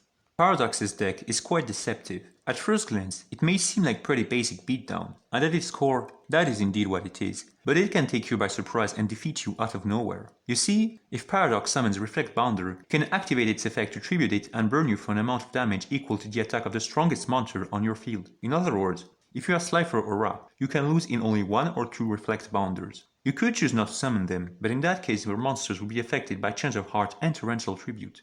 These 2 cards are troublesome, because it is easy to play around one of them, but harder to play around two of them. On one hand, for change of heart, you want to have many monsters on your field in order to not get hit by a redirect attack if Paradox played it. Remember, life points are important in this duel, because you can get damage quickly with Reflect Bounder. On the other hand, for Torrential Tribute, you want to have few monsters on your field in order to not lose too many if you run into it. Essentially, you have to balance the risk of both cards until Paradox plays one of them. Then, once he does, you can just focus on the remaining card. Honestly, it is a bit tricky, but at least the other cards are not that scary. This is the deck I used. As I have told you, Slifer and Ra are dangerous for your life points, so the idea is to summon them only if you are sure that you can win on the same turn. Messenger of Peace prevents all monsters on the field with 1500 attack or more from doing anything, but it burns you with 1000 life points at the start of every turn. It is a risky card, but it blocks almost all of Paradox's monsters, so it can help you stall if you need to. The other cards need no explanation, I think. I wish I had footage to show you how dangerous Paradox could be, but here, it just seemed he drew Monster Reborn and normal monsters, so it was a quick and easy win. Well, good for us. Next, we go to Pegasus' island, where we will first need to fight 3 Chevaliers. They all play the same deck. Nothing scary here. After that, we can have a rematch with either the Mimic of Doom or Panic. Panic's deck is filled with tribute monsters, so we are obviously going to fight him. Regarding our deck, again, we just play good stuff. This is a gauntlet, so we will not be able to heal between fights, but our opponents are so easy that we can just keep them alive until we draw Dianketo the Cure Master, if need be. In my run, I did not even need to do that, because none of the Chevaliers managed to damage me. Against Panic, I summoned Slifer on my 3rd turn, so you can guess how this duel went. Now, the dungeon. I do not know how many of you know this, but the first time you enter this screen, the Chevaliers will be in your way and you will have to defeat one of them to go ahead. However, if instead you just exit the screen and go back in, they will have moved and you can get past them without dueling. Whether you go on the left or on the right, you can also skip the Chevalier on the next screen, but the one after that, you have to duel. So, which one should we duel? The one on the left uses this, and the one on the right uses this. As you can see, this deck is slightly weaker, so I advise you to duel the one on the right. For the deck, you can just replace Dianketo the Cure Master with a copy of Mammoth Graveyard, and you should be good. As usual, I win without any life point loss. Next, we will duel either Dogs or Para. As before, Para has weaker cards and less attributes than his brother, so we will fight him for a 3rd time. Good old Jiraigumo is still here, so we have to play some Pyros. Darkfire Dragon is a perfect candidate for this, because not only can you get it for free from the Domino Station Ghoul, it also gets boosted to 1950 attack with the Mounted Field. The only low-level monster capable of dealing with it that Para has is the Immortal of Thunder, and even then, he needs to crash into it. You should win without too much trouble, just like I did.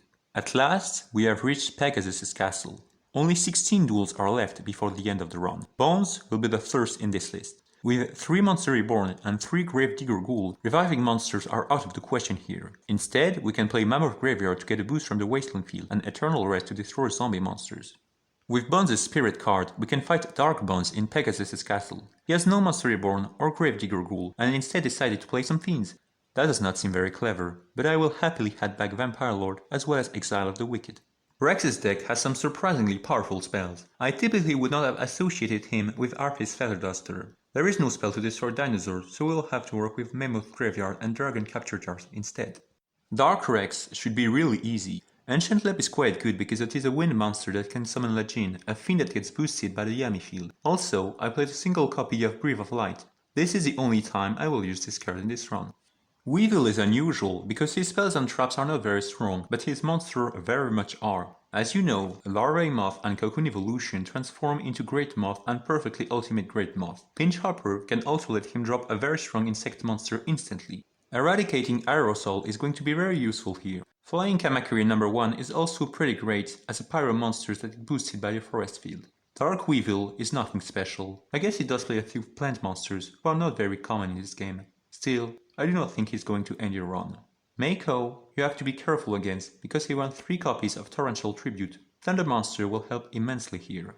Dark Mako's deck is, honestly, kind of sad. A single Thunder Monster is practically enough to solo all of his deck. That is certainly disappointing for one of the last duelists in the game. Esparoba you should take very seriously. Like Paradox, he looks deceptively easy, yet can defeat you out of nowhere with Reflect Bounder. He does not play Change of Heart and Torrential Tribute, but instead he has Brain Control and Jinzo. I would advise you to play against him the same way you did against Paradox, with two exceptions. Since he does not have Torrential Tribute, you should play as many monsters as possible to make Brain Control less threatening, and since he has Jinzo, you should try to only have one trap on your field at a time. Regarding your deck, Gianketo the Cure Master is again very good to counter Reflect Bounder. Warrior Elimination and Stain Storm can also help you deal with robust monsters. You might be noticing a trend here, but Dark Esparoba is nowhere near as strong as regular Esparoba. It does have diverse attributes, however at this point it should not really be a problem for you. It was probably not necessary, but I decided to play a copy of Blade Knight. In case you don't know, it has a permanent effect of powering itself up if you have one or less card in your hand. With such a boost, it can destroy all of Esparoba's monsters, including his tribute monsters. That is obviously excellent, but since it has a very high cost, I could only play one copy. Still, even if you had none, this duel should not be a problem. Mai's final deck is not very impressive. She only has a single copy of Harpy's Feather Duster, which is actually one less than Rex. Her other cards are nothing to be afraid of. Dark Mai is weak, even by the Dark Duelist's low standard. She plays Fairy Monster, even though the duel starts on the Yami field. Poor Mai. You might have noticed that I did not make any comment on how the last 12 duels went. That is deliberate, because they were all extremely easy, and I did not really have anything to say about them. However, that will not last. For the second to last gauntlet in the game, we have to fight the Kaiba brothers, Mokuba, then Seto. Mokuba's deck is pretty solid. His spells and traps are not that impressive, but he has monsters of every attribute, all with pretty high stats. Kaiba's deck is also pretty solid. He does not play any traps, but his spell cards and monsters are strong. I might say the obvious, but you should never leave him 3 monsters to tribute for Obelisk. Since this is a gauntlet, we will of course play Gianketo the Cure Master. Dragon Capture Jar, I think you can easily guess why we run. The other cards are basically just standard stuff at this point. Mokuba I was able to defeat pretty easily. As for Kaiba, the duel begins and I go first. My hand is not great. I have Slifer the Sky Dragon, Vampire Lord, Petit Moth and 2 Infinite Dismissal. I have no removal and only very limited stalling power. Also, because I felt, again, overconfident, I defeated Mokuba without healing, so I started with only 6530 life points. Vampire Lord is without a doubt the best card in my hand, so I discarded to have it revive on my next turn and set Infinite Dismissal to protect my life points. Kaiba's turn begins. He sets 2 spells face down, then summons X-Head Cannon. He tries to attack me directly, but Infinite Dismissal blocks his attack.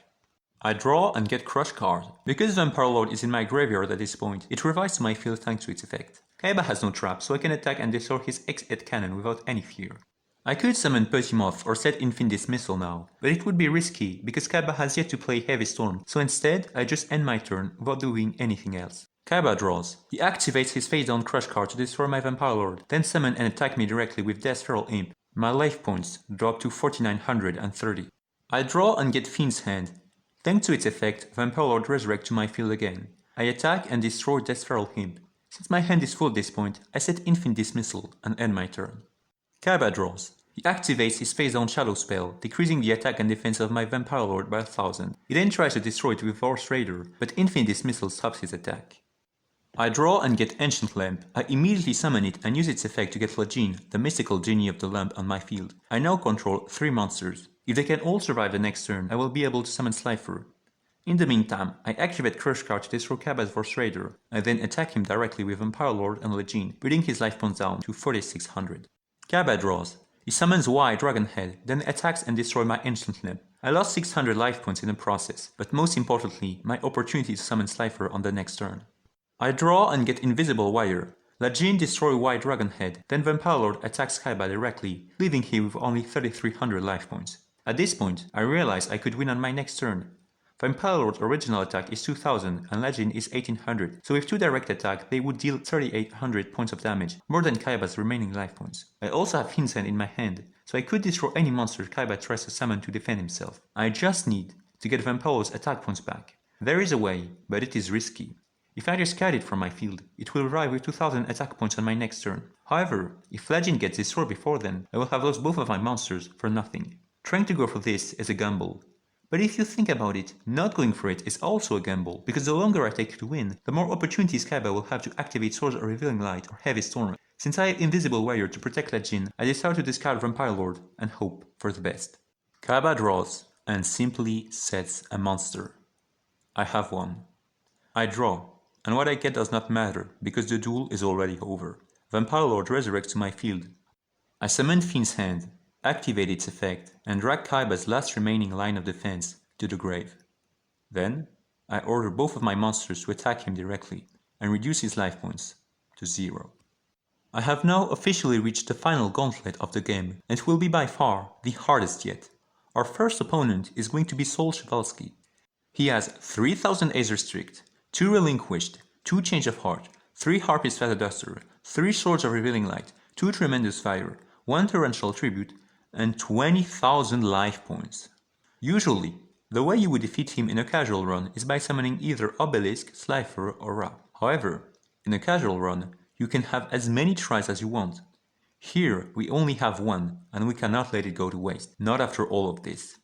Before I even attempted this challenge, I tried and tried and tried to build a deck that was able to consistently summon one of those. And I failed. I was not able to come up with anything consistent.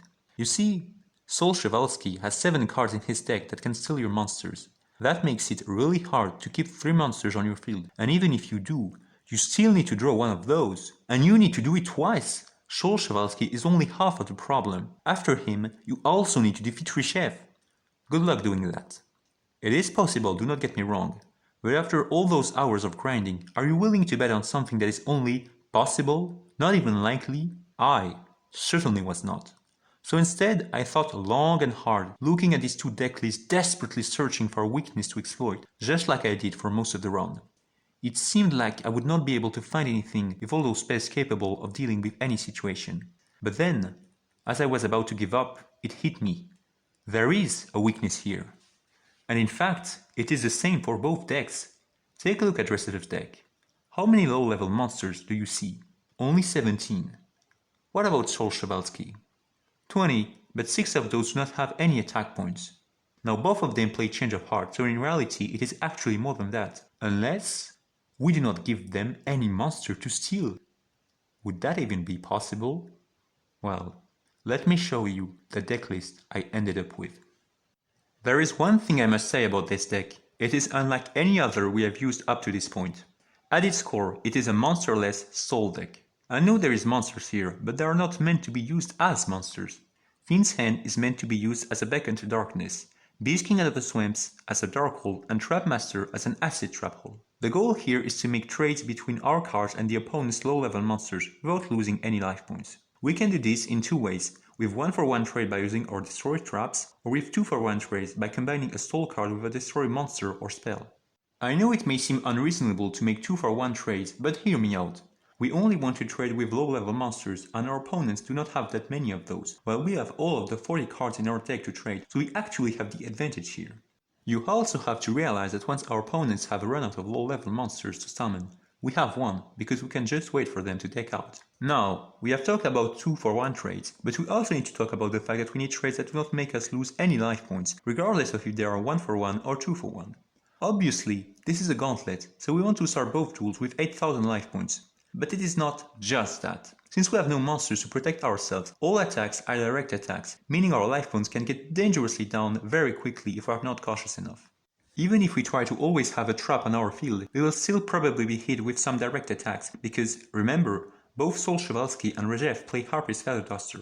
Our heal cards can help with that, but only up to a certain point. Generally, the duel starts with your opponent summoning a new monster every turn, which is very draining on both your hand and your life points. After a while, they will start to run out of monsters though, and at this point you can start building your hand and life points back up. Once you do, you have basically won. So the hardest part is surviving the initial onslaught, and with this deck you have a very high chance of doing just that. During my tests, I had a win rate of about 80% for the gauntlet. That is still a 1 in 5 chance of losing after all this work, but I could not find anything better, so we'll have to hope for the best. The duel begins and Sol Chevalsky goes first. He activates Swords of Revealing Light, summons a monster and sets a trap. We only care about the monster. My turn begins. I activate Beacon to Darkness to destroy Sol Chevalsky's set monsters. It turns out to be Red's Archery Girl, one of his strongest cards. 19 monsters to go. I then set Acid Trap Hole to protect my life points. Sol Chevalsky draws and sets a monster.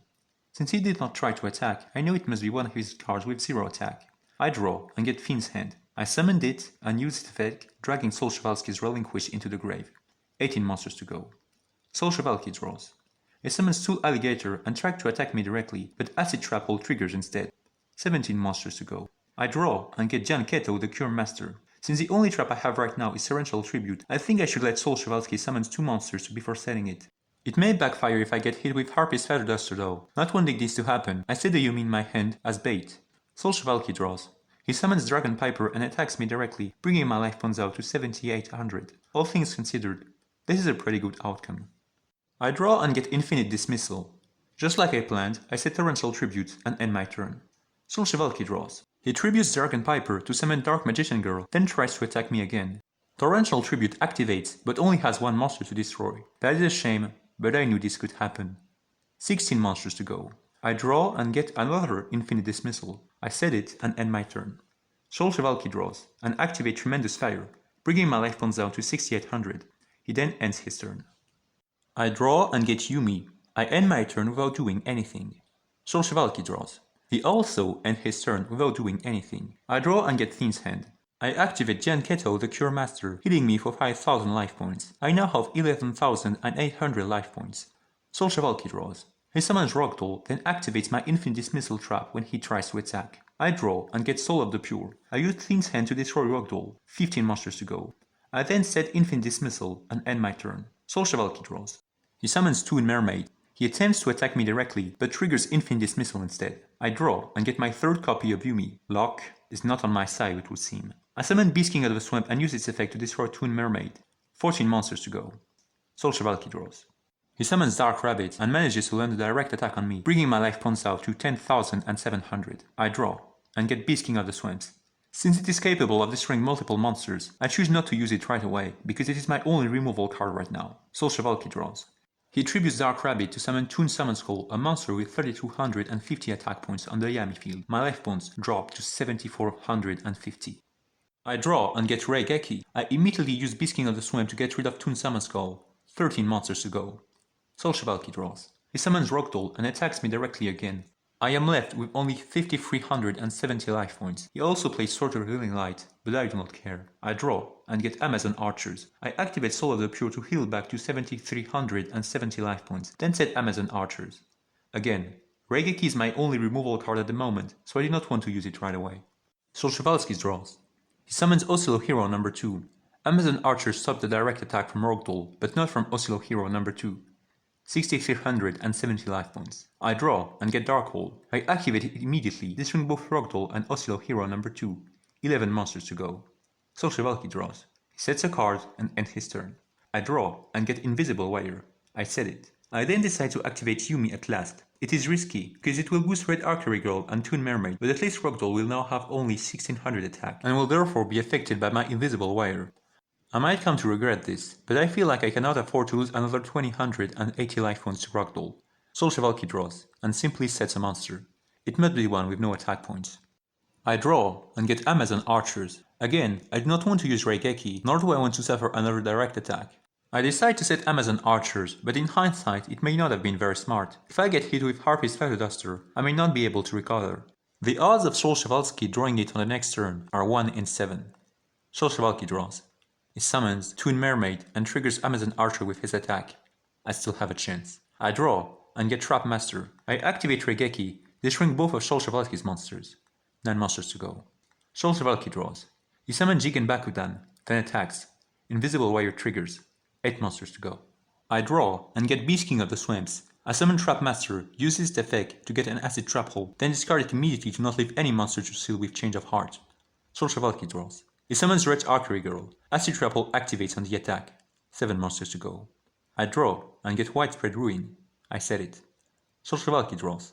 He summons Toon Mermaid and tries to attack me again. Widespread Ruin triggers. 6 monsters to go. I draw and get Beckon to Darkness. Since I have no trap, I once again set Yumi as bait for Hyper's Feather Duster.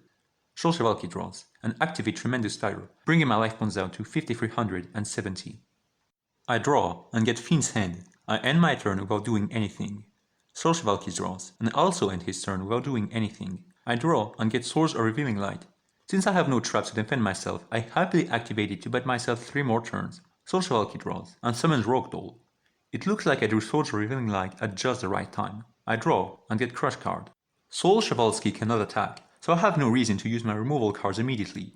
To make room in my hand, I set another Yumi and end my turn.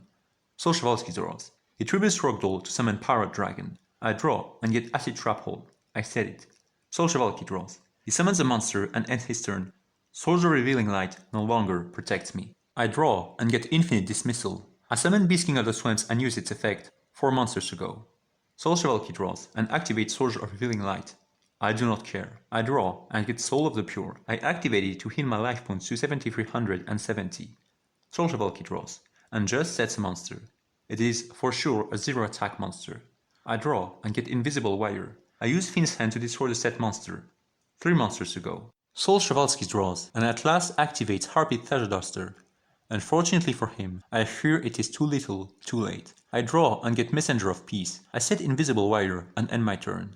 Sol Chevalsky draws and set another 0 attack monster.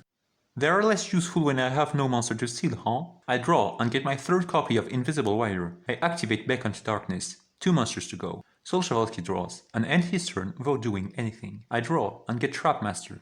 Since I need to make room in my hand, I set Crush card.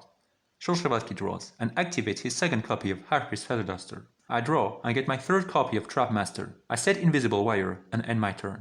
Sol Chevalsky draws and set what should be his last monster with no attack points. I draw and get Acid Trap Hole.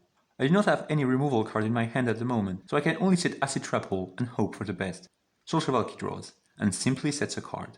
I draw and get Beckon to Darkness. I activate it immediately. 1 monster to go.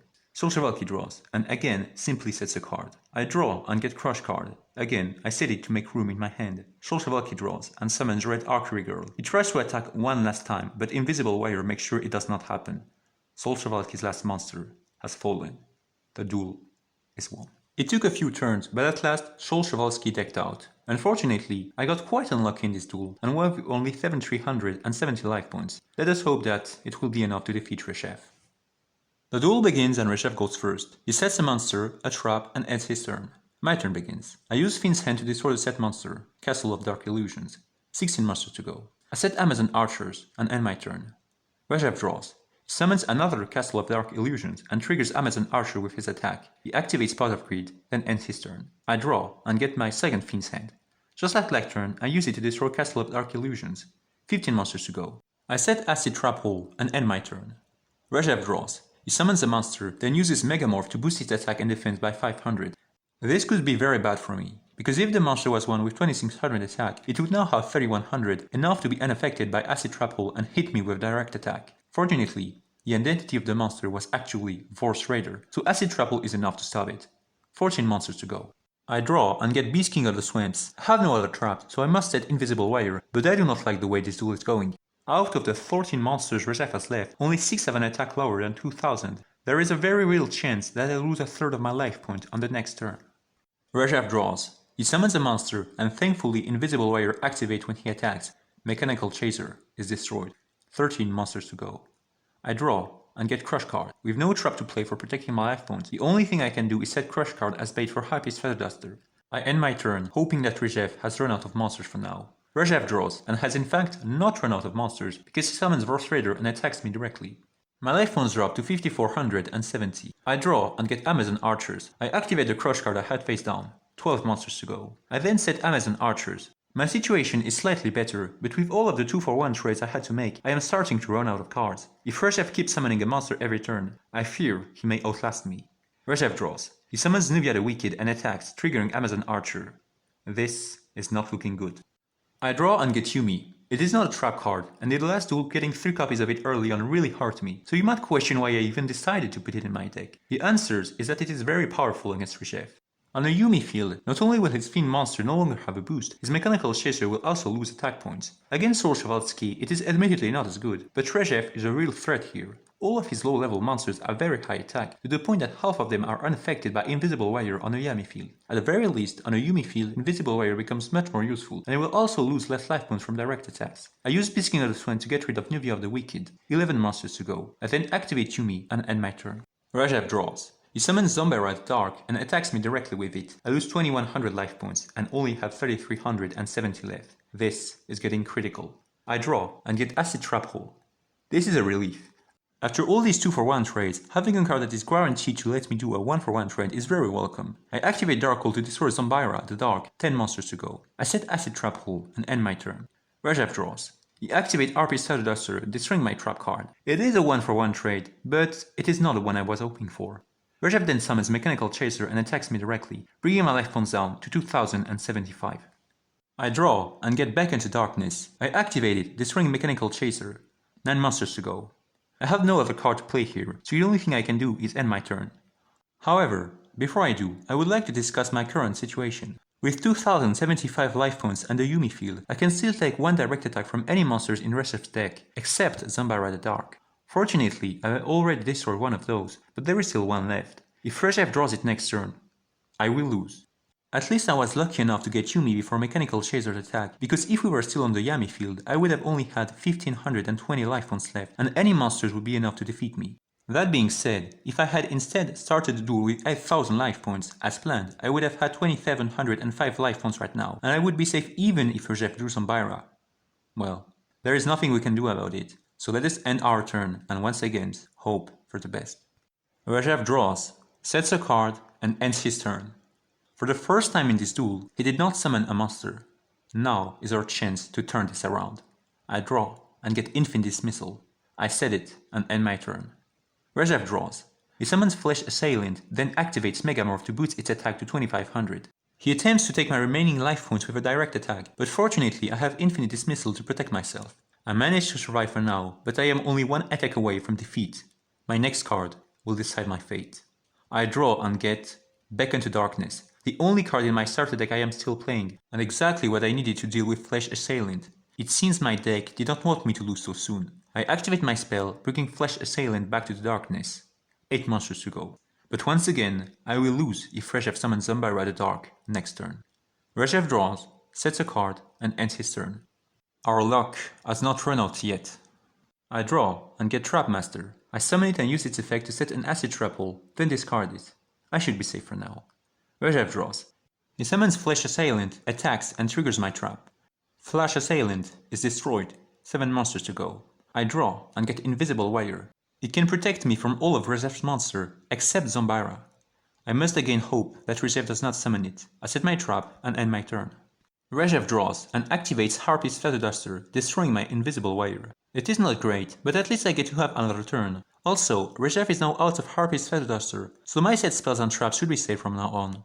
I draw and get Soul of the Pure. I activate it, increasing my life points back to 4075. This seal is welcome, but I am still in a critical situation. Reshef draws, sets a card, and ends his turn. This is exactly what we needed. We can turn this around. I draw and get Pot of Greed. I could not have hoped for a better card. I activate it instantly to draw 2 new cards. I get Acid Trap Hole and Amazon Archers. Since Reshef is out of Harpy's Feather Duster, I could set both of my traps. However, it may backfire in a very specific situation. If on the next turn Reshef draws Pot of Greed like I did, then uses it and gets a monster as well as Monster Reborn, he could summon the monster, revive the Trap Master in my graveyard with Monster Reborn, trigger Acid Trap Hole with his monster, and finally trigger Amazon Archer with Trap Master. In that situation, I would have wasted a valuable trap on a mere 500 attack points monster, even though I would rather have taken the direct attack. Admittedly, none of this is very likely, but playing around it will not cost me anything, so I might as well. I set Acid Trap Hole, but not Amazon Archer, then end my turn. Reshef draws and summons Nubia the Wicked. Acid Trap Hole activates on the attack. 6 monsters to go. I draw and get Beast King of the Swamps. I set Amazon Archers, and I now have everything I need for a 2-for-1 trade. Ideally, I would have liked to get more cards before having to resort to this, but this will have to do.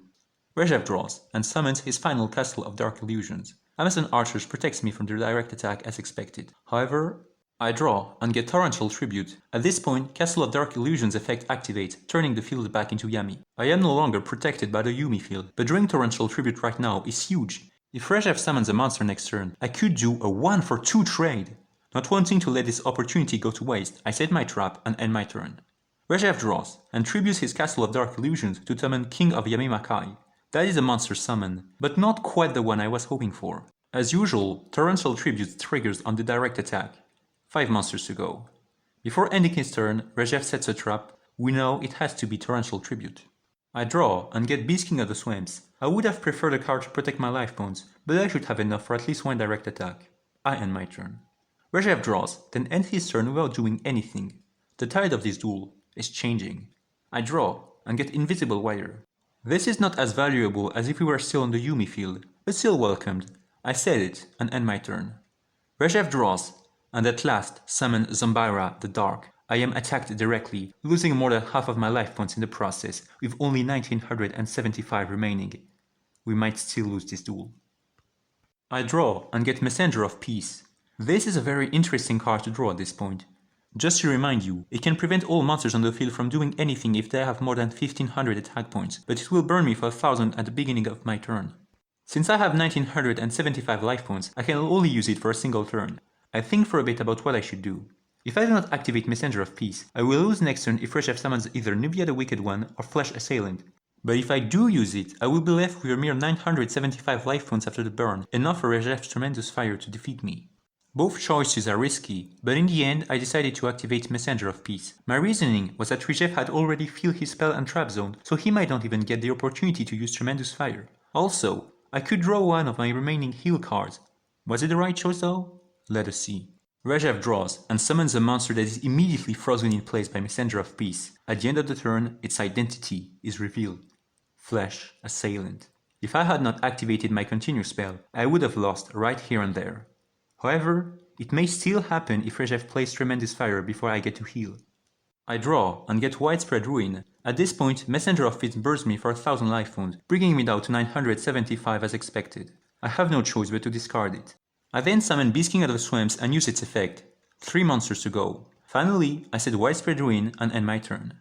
Reshef draws, then ends his turn without doing anything. I can see a faint light at the end of the tunnel. I draw and get Swords of Revealing Light. At this point I think I have nothing to fear of Reshef's remaining monsters. The only question that remains is, can I get a heal card before Tremendous Fire? Reshef draws and ends his turn without doing anything. I draw and get Infinite Dismissal.